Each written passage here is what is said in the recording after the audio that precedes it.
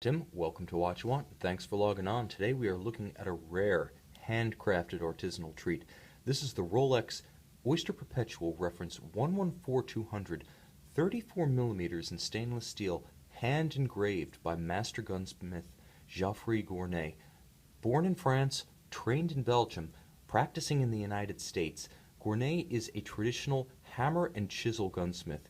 You can see this Rolex Oyster Perpetual 34 millimeters and purchase it on our website, watchyouwant.com. And if you enjoy these videos, please subscribe to our YouTube channel, Watch You Want Inc.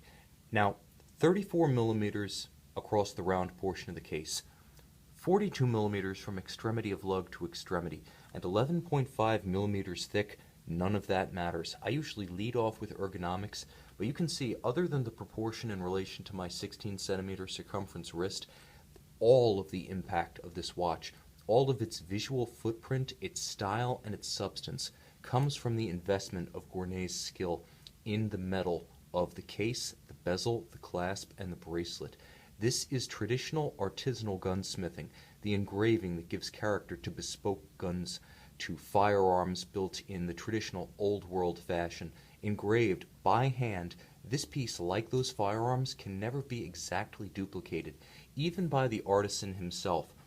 The trace of the chisel, the guidance of the hammer, the inspiration in the mind of the artist at any given moment can never exactly be duplicated. So in a very real sense, this is a piece-unique engraving. If you're familiar with the Panerai Sealand for Purdy watches and the Chinese Zodiac and regional specials that have been released since the mid-2000s, you're familiar with the basic idea of gunsmith-style case engraving, but this is taken to another level. Again, because Gournet has been a master gunsmith since 1985, and he's been practicing for decades, when he does make a rare departure from the customization of firearms, he creates an article of rare beauty. Now you can see the hallmarks of traditional gunsmithing here. Now there's a scrolling down the center links that's sort of a hybrid of American and German scrolling, not quite as tight as English, but beautifully done. It's got a little bit of an Art Nouveau, a little bit of an arabesque to it, but very distinctive. And because of the different textures and depths, the different tool angles and pressures that Gournet has used, the contrast is superb. Let's not even think about the basic contrast between brushed and polished that you get on Rolex bracelets. This is an entirely different level that adds texture and depth. You can also see that there's a sort of open scrolling along the flanks, the actual shoulder links, as well as a sort of acanthus leaf or a modified acanthus along the bezel, as well as the flanks of the clasp itself. Again, beautiful and redolent of old world Belgian firearm manufacture and customization. And of course, Liege being in Belgium, that is where Gournet studied and learned his trade. Now, the watch itself has a tremendous amount of substance to it. Being of the late model Rolex production, nothing's hollow. There are no hollow end links, center links. The clasp itself is incredibly robust. Closes with a snick and a snap. Everything here is of the highest quality, and Gournet has the taste to leave certain elements of the original Rolex finish intact where it can add to the luster and the contrast of the entirety. Thus, the flanks, the absolute edges of the original links, are left high polished, as are the flanks of the clasp.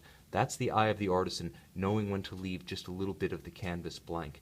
Beautifully done, the watch features a striking combination of white metal and a sunburst blue metallic dial. The impact of that dial cannot be overstated. It plays beautifully with the complex, almost shifting highlights of the engravings. With a metallic grain, and it is a sunburst grain, the dial likewise changes its appearance as light moves over its surface.